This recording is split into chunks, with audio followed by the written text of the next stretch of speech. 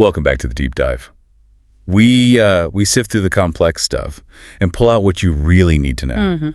Today, we're tackling something that, let's be honest, can feel heavy. Personal finance, managing money. Yeah, it often feels complicated or maybe even a little judgy. But the sources we looked at, they really break it down. They do. Super practical steps. The core idea seems to be you're talking about money doesn't have to be hard. Not at all. It's about having a clear method, a roadmap. And that's what we found, a straightforward way to get started. Right. So our mission today is to basically extract that simple method for you, a kind of shortcut to getting a handle on your finances, starting now. Yeah, if you feel like money just sort of vanishes, this is for you. Okay, let's get into it then. Spending money. We all do it every day, Rita. Give money, get something. Food, coffee, bus ticket. Simple enough, but the absolute starting point, according to all our sources, comes down to two words. Which are? Needs and wants. Ah, okay. The classic distinction. It is classic, but it's crucial.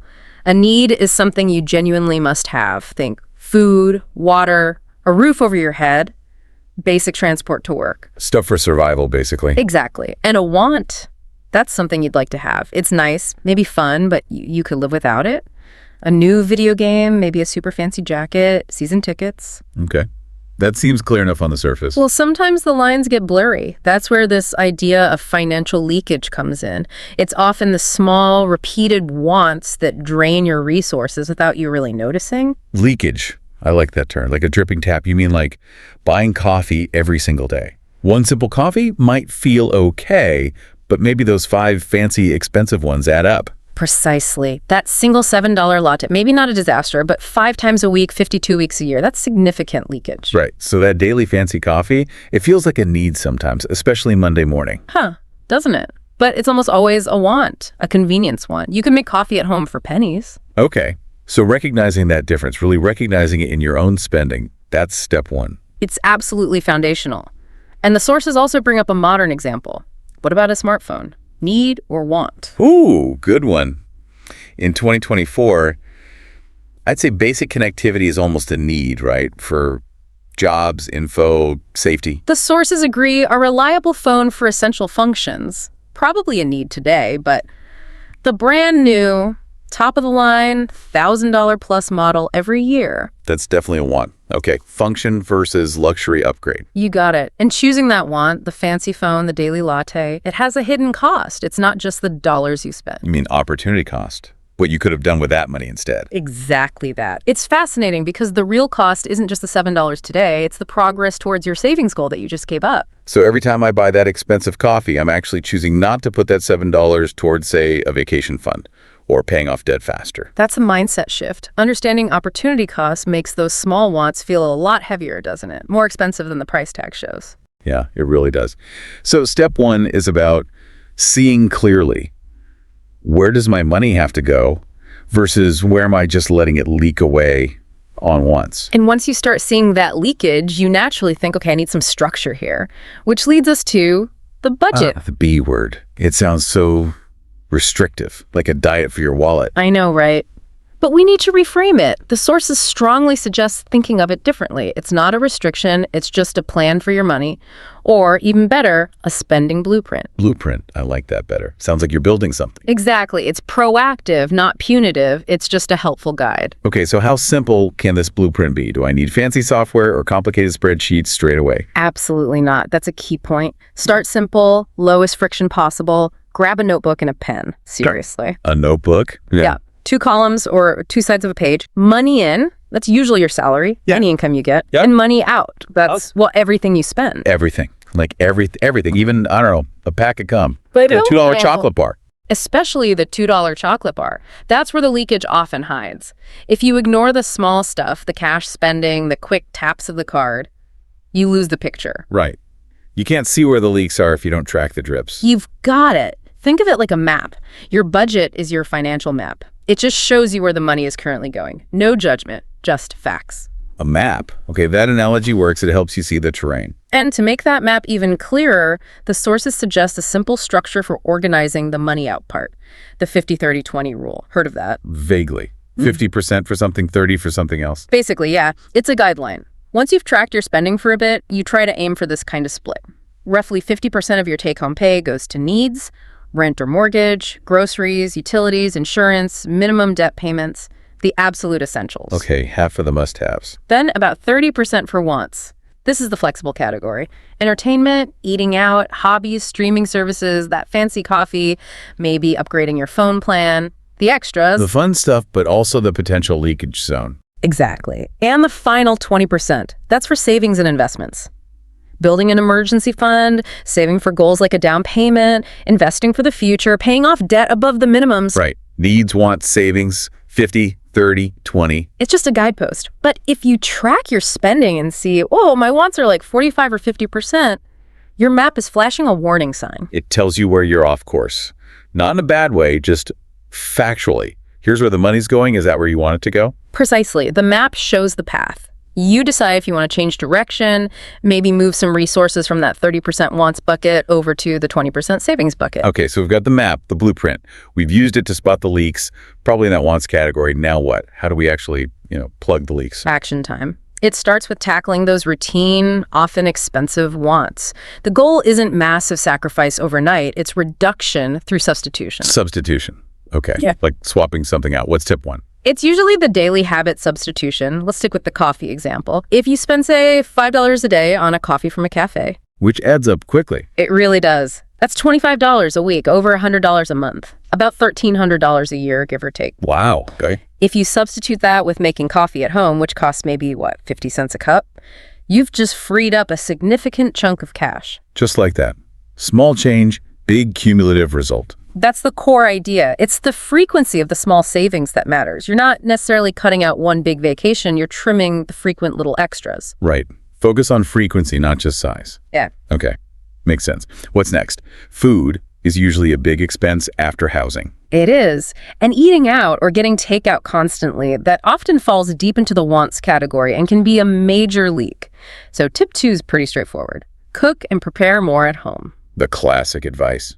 It's classic because it works. Restaurant meals and takeout have huge markups. To really maximize the savings, one source had a great phrase: cook once, eat twice. Batch cooking. Exactly. Make a bigger dinner on Sunday or Monday night, portion out the leftovers for lunches for the next day or two. Okay, that's smart. Saves money and time during the week. And it cuts down on decision fatigue. When you're tired and hungry after work, and just defaulting to ordering food seems easiest. Yeah, guilty. Having leftovers ready avoids that temptation. Completely. It pre-makes the frugal decision for you. Okay, good tip. Speaking of temptation, the supermarket. That place is designed to make you spend more, isn't it? Oh, absolutely. It's a minefield for impulse wants. Which brings us to tip 3. Always go with a shopping list and treat it like gospel. Don't deviate. Pretty much. But the key is to make the list after checking what you already have at home. Fridge, pantry, freezer. Only list what you genuinely need. So you don't end up buying duplicates or stuff you won't use. Right. And when you're in the store, stick to the list. Resist the siren song of the special offers on cookies you didn't plan for, or the ice cream conveniently placed near the checkout. They know what they're doing with placement. They really do. The list is your defense mechanism. So it seems like the underlying principle here, whether it's meals or shopping, is planning. Pre-planned intention. That's a great way to put it. You make the smart saving decision before you're in the moment of temptation. Okay, planning is key, but sticking to the plan, that requires motivation, doesn't it? Especially when those wants are calling your name. It absolutely does. And that's why just saving money isn't always enough. You need to give your savings a purpose. Saving vaguely is hard. Saving for something specific, that can actually be fun. So you need a saving goal. Yes, a clear, powerful, motivating saving goal. Something you really want to achieve. Could be big, like a down payment on a house, or smaller, like a weekend trip, a new bicycle, maybe the slightly less fancy but still great phone. And why is having that specific goal so powerful psychologically? Because it gives you the why. It provides the counter-argument when you're tempted by an immediate want. How so? Let's say you see a cool new video game for $60. Impulse says buy it. But if you have a goal, say saving for that bike, which costs $600, your brain can now frame the choice differently. Okay. It becomes, do I want this game right now, or do I want to be $60 closer to getting my bike? Exactly. It shifts the feeling from I'm losing $60 to I'm gaining $60 towards my goal. You're not focusing on the sacrifice now, but on the bigger reward later. Yeah, that makes sense. Some sources even suggest putting a picture of your goal somewhere visible, right? Like on the fridge or your desk. Yes, that visual cue is a fantastic nudge, a daily reminder of what those small savings are building towards. It keeps the why front and center. Okay, powerful stuff. Now, let's say we're making these substitutions. We're sticking to the list. The savings are starting to build up. Yeah. Where do we put the money so we don't accidentally spend it? Good question. You need dedicated storage away from your everyday spending money. The main tool here is a separate savings account. Separate, like not just a corner of my checking account. Definitely separate. It needs to be distinct from the account you use for bills and daily debit card swipes. Why? Because if the savings are too easy to access, guess what happens? You dip into them, leakage 2.0. Pretty much.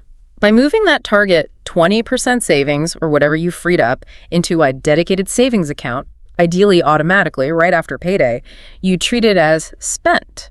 Spent on your future self. Out of sight, out of mind for daily temptations. Okay, automated into a separate account. Got it. What about all the physical change?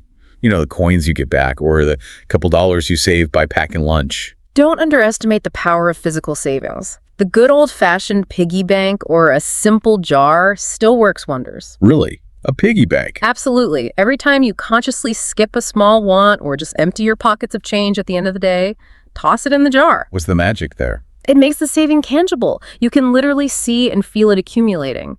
People are often shocked when they finally empty that jar after a few months or a year. They find more than they expected. Often, yes, sometimes hundreds of dollars. It feels a bit like finding treasure, and it powerfully reinforces the idea that all those tiny, seemingly insignificant savings, they really do add up to something substantial. Okay, this has been super practical. We've gone from the psychology of needs versus wants to building a blueprint, finding savings, staying motivated, and even where to stash the cash. Yeah, it's a clear path when you break it down. So let's bring it all home. Could you give us that quick 5-step recap of the core methodology we pulled out today? Sure.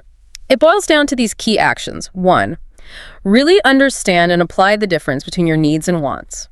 Focus on identifying and stopping that financial leakage from the wants category. Okay, step 1, awareness. 2, create your spending blueprint, your map. Start super simple, maybe just a notebook, tracking all money in and all money out, no exceptions. Step 2, track everything. 3, use a framework like 5E30-20 to analyze where your money is going and pinpoint where you can cut back, likely in that 30% for wants. Step 3, analyze and target. 4, implement small, sustainable changes and substitutions. Things like making coffee at home, batch cooking lunches, using that shopping list religiously. Focus on frequency. Step 4, small, consistent action. And 5, set a clear, motivating saving goal to keep you going. And put those savings somewhere safe and separate, like a dedicated savings account or even just a jar for your loose change. Step 5, motivate and protect the savings. Needs versus wants, track, analyze, act, motivate, and save. That's the essence of it. Simple steps, consistently applied. It really does feel like an informed shortcut, doesn't it?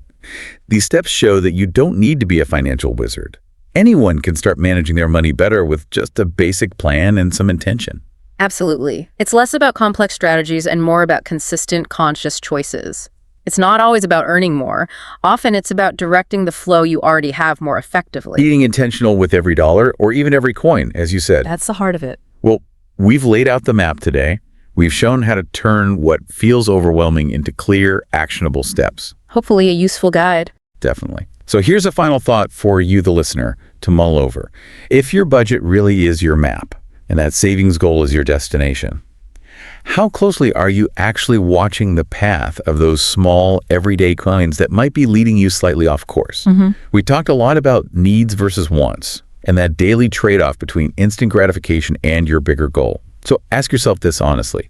If you had to pick just one routine want to eliminate or swap out starting this week, just one, and commit that saved money, that opportunity cost reclaimed, directly towards your most important goal, what specific want would it be? And how much closer, in actual dollars and cents, would that single small step move you along your map this week? That's a great question to sit with. What's the one small change you can make today? Exactly. Think about that trade-off. Thanks for joining us on this deep dive. See you next time.